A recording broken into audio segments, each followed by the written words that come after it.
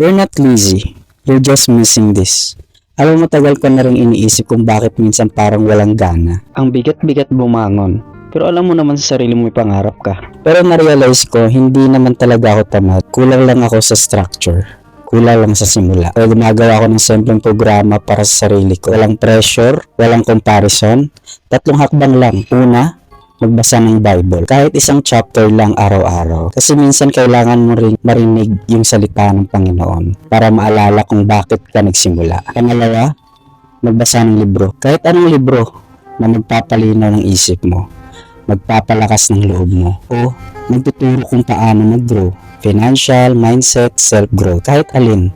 Basta magpabago. Pangatlo, mag-workout. Kahit simpleng jogging, push-up o stretching lang sa umaga. Kasi hindi lang katawan ang ginagalaw mo, pati disiplina mo. Susubukan ko to araw-araw. Hindi kailangan sabay-sabay, basta tuloy-tuloy.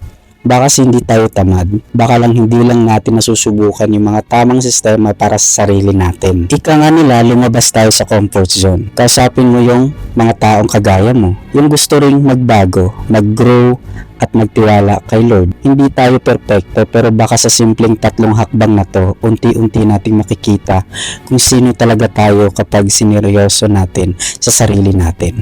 Oh, alam mo na, hindi ka tamad. You're just learning to start again.